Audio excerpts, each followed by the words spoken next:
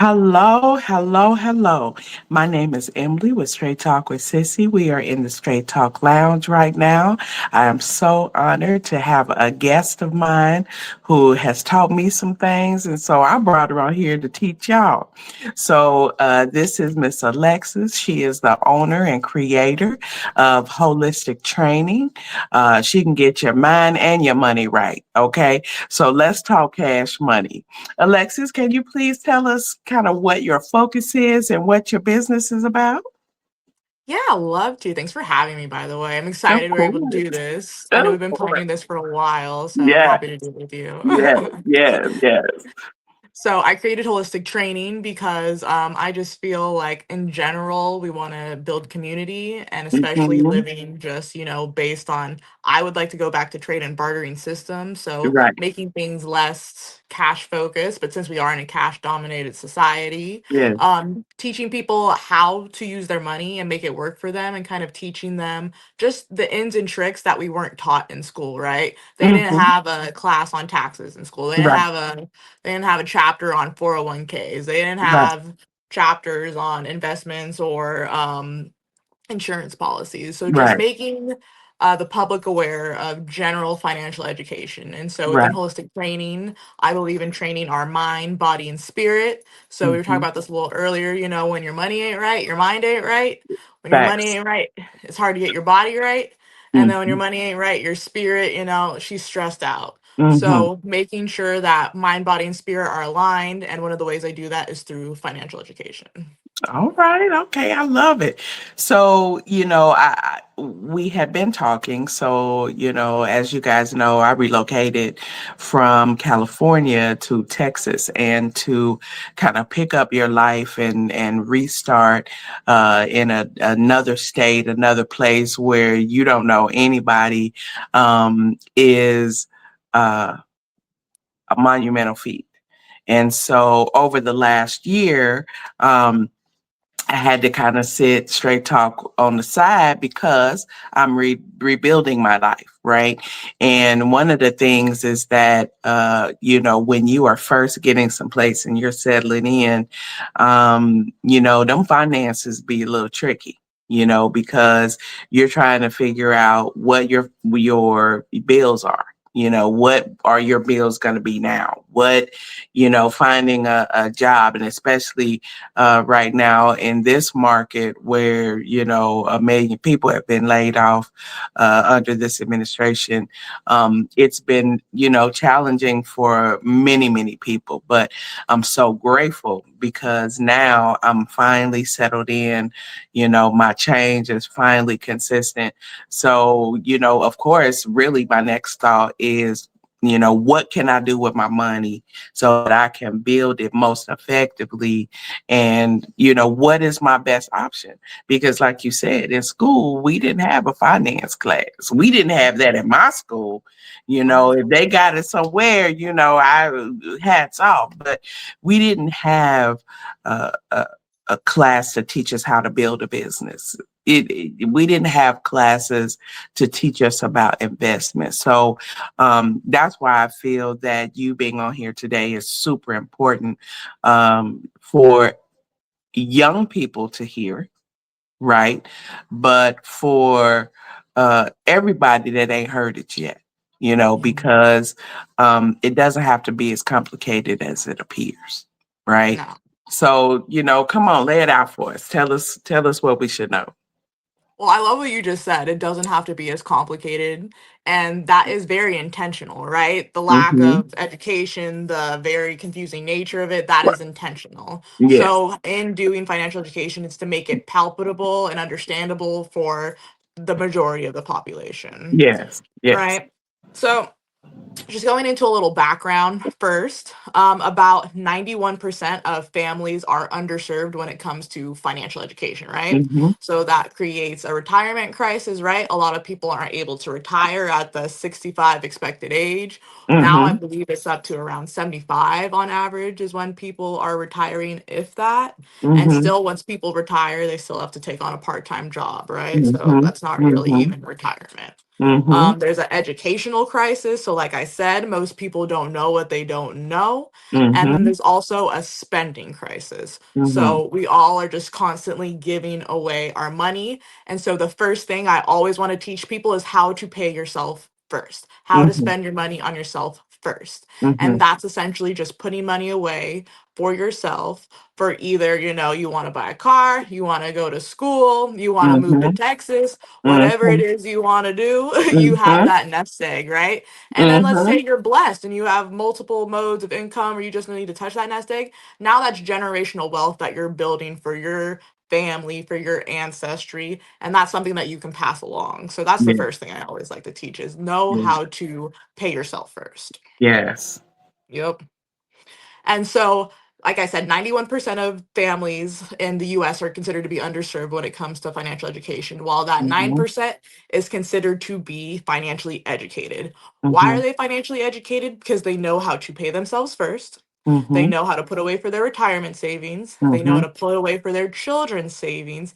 And Mhm. they have the proper protection in place for all of those, Mhm. right? Most Mhm. people don't plan to fail. They fail to plan, right? Mm. Come So on. starting early, like you said, when you're young, that's the key. Obviously, you can Mhm. start at any age. I'm not going to tell you you're too old to start planning and saving Right. for your life, right? There's Right. no such Right. thing. But Mhm. obviously, the earlier you start, the better off you're going to be and the Of more course. you're going to know. Of course.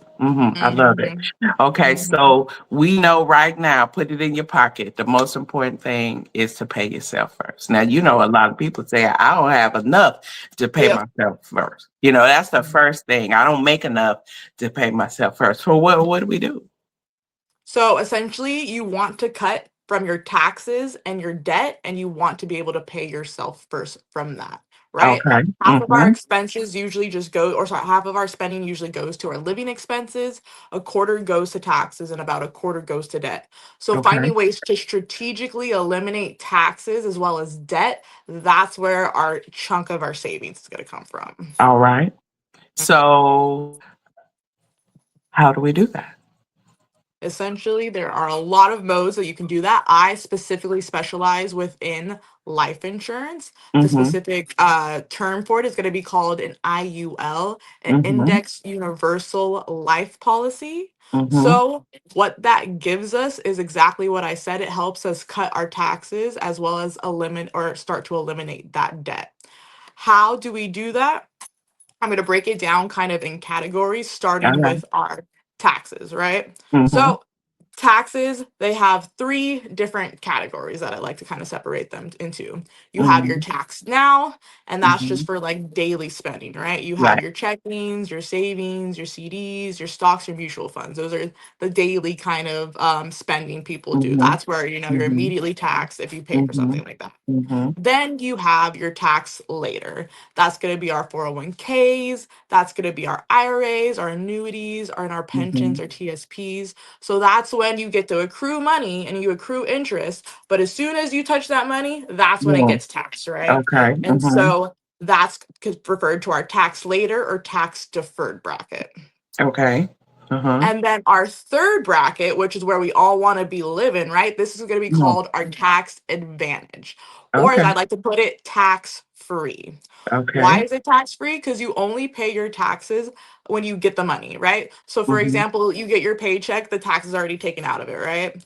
That's Mm-hmm. the only taxes you're going to pay on that money. As soon as you have that money, you're going to pay yourself first. You're Mm-hmm. going to save that money, and you can Mm-hmm. save it within a Roth IRA, a 529 college savings, a long Mm-hmm. term care benefit, or like I said, what I specialize in, which is going to be a cash value life insurance IUL.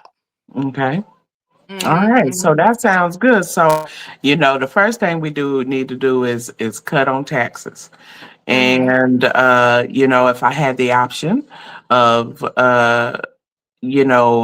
paying less taxes, you can bet your bottom dollar I'm gonna go ahead and go for that. Okay, that's the Exactly. win.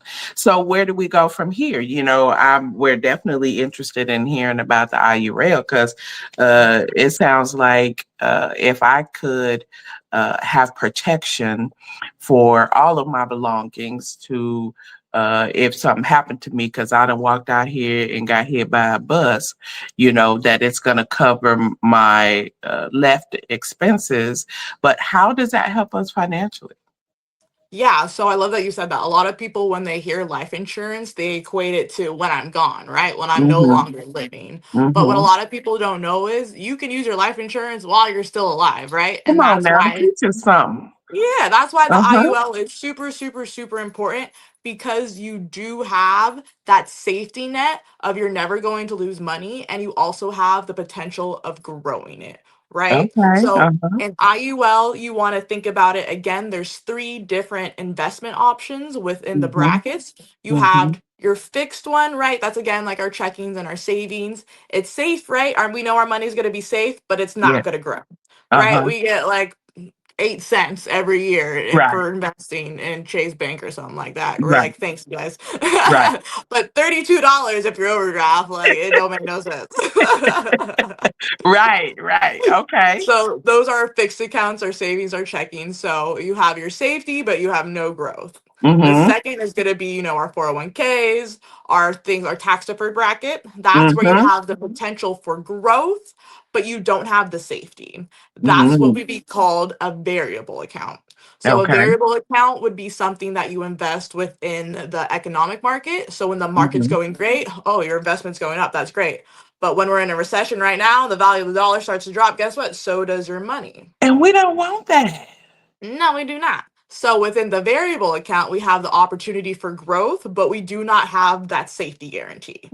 So Mm-hmm. again, fixed account, safe, but not growing. Mm-hmm. Variable, growing, but not safe. Okay. Now we So got to have the how better option. we got to have the best of both worlds, right? So Yes. that's when our index account comes in, right? Our Okay. IUL. IUL is going to be the acronym of the day. So Mm-hmm. an IUL essentially gives you that potential for growth as the market goes up. So does your Mm-hmm. savings or investment account.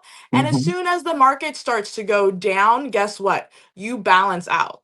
You have that safety net because it is a guarantee no drop within the economy, and specifically within certain companies, they even have, as the market goes down, you can still grow up to 0.75%.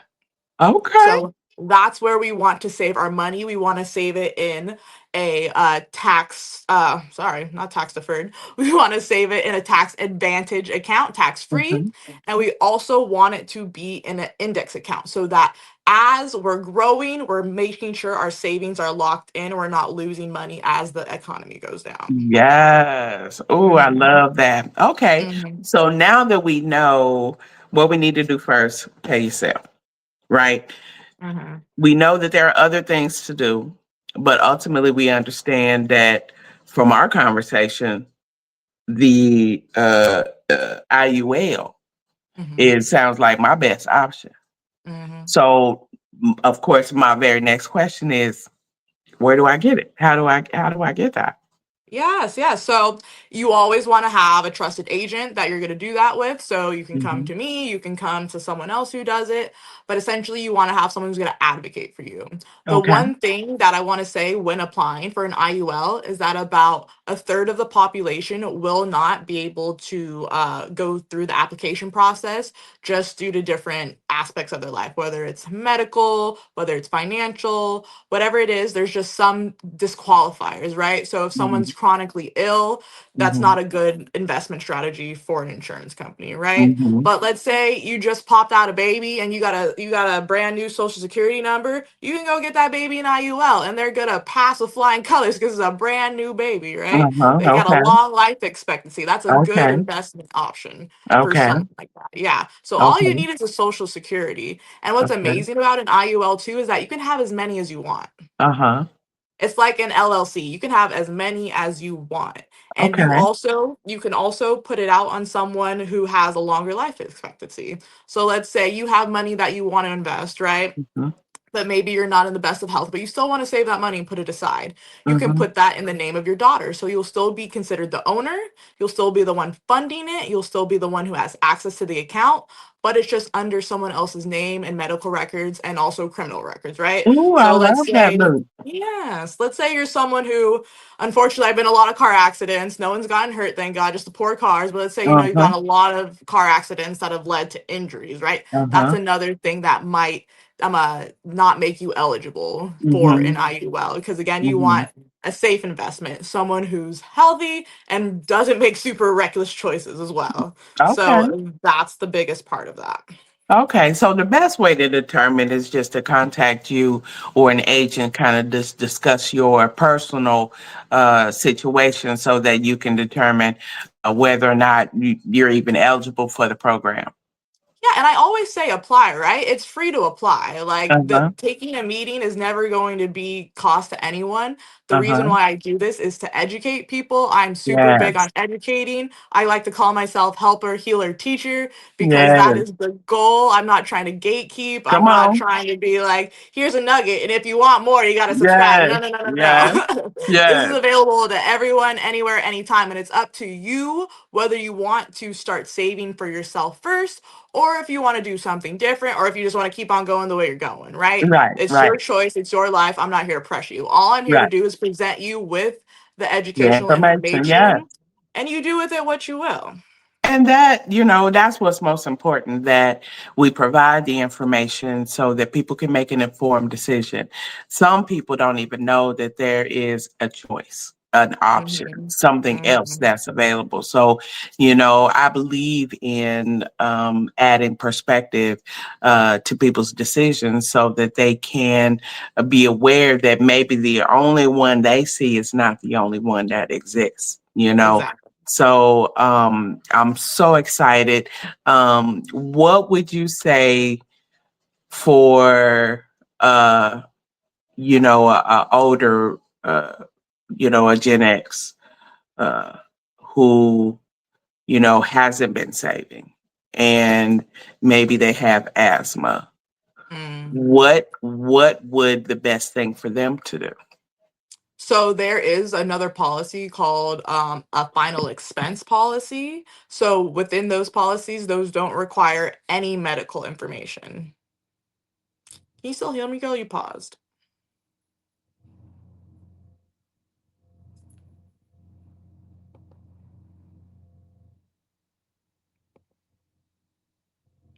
Hello?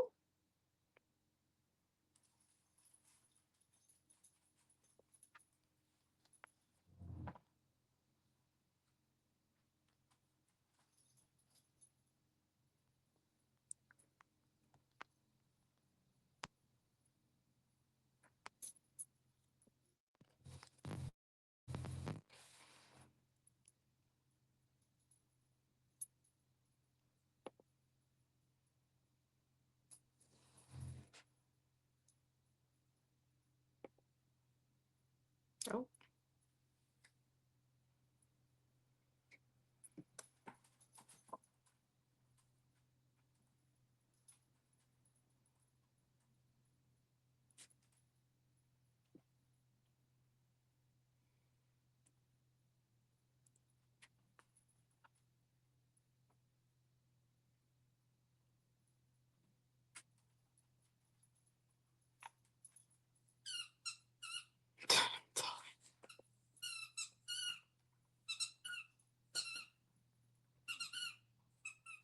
Oh, I think her phone died. Do do do.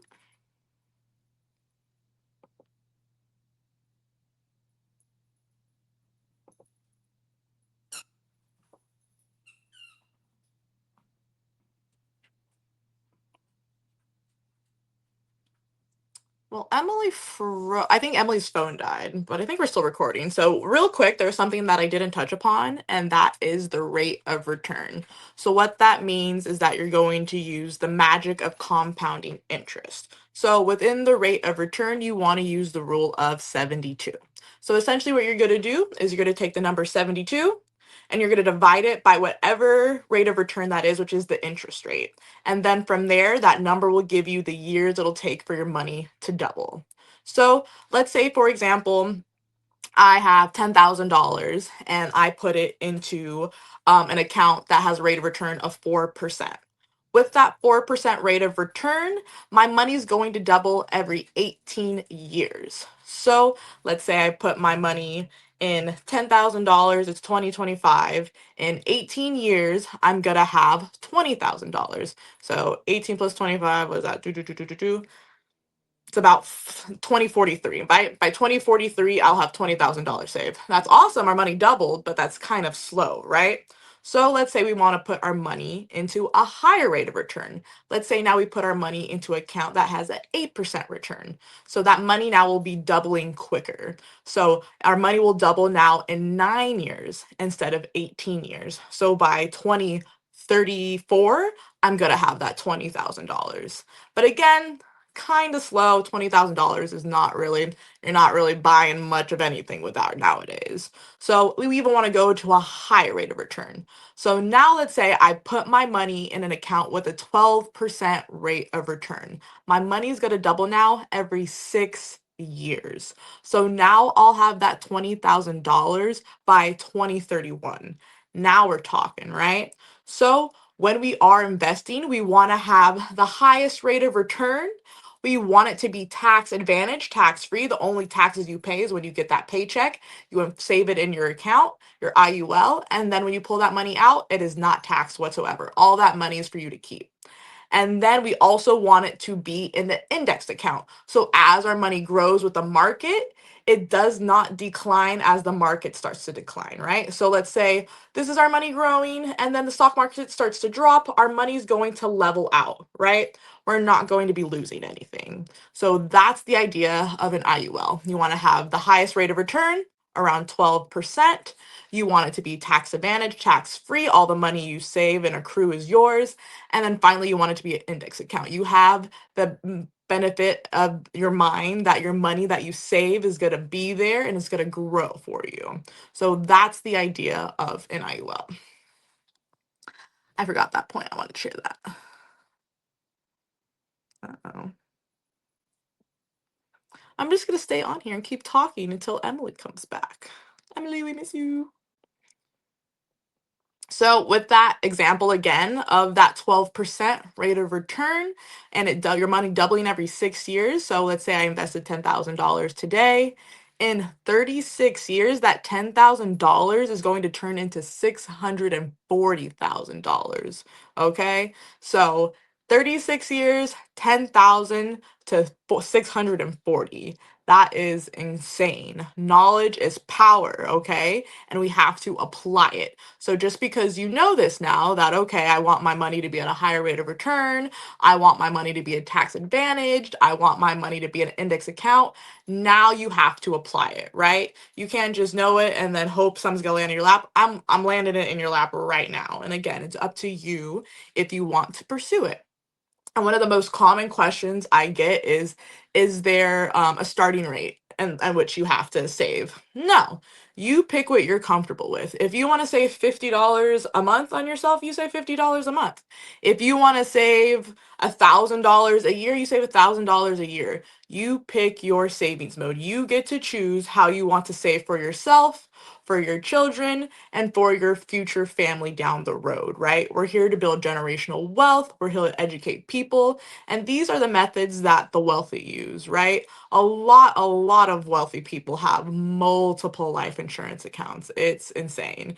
And I believe if you guys watch Bravo, Candy Burris, she actually has a clip talking about how she has put a lot of money into life insurance accounts for her children as well, because it's just the best mode of saving right now. So, yes, with our financial education, we want to increase our cash flow with multiple sources of income and we want to manage our expenses. We want to have proper protection with all types of life insurance, whether it's IUL, whether it's the final expense I was talking about, or there's also long term care for when you get sick and you need maybe nurse, medicine, different procedures, whatever it is, those are going to be for you to be able to touch that money for. And then always we want to build our and preserve our wealth. So we want to reduce taxes and we want to build a family legacy. So overall, you want growth, safety, tax advantage, and protection. And the IUL offers you all of that.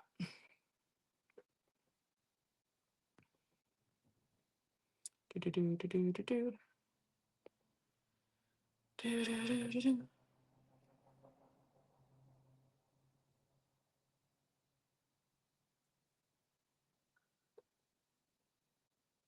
Do, do, do, do. Emily. Emily.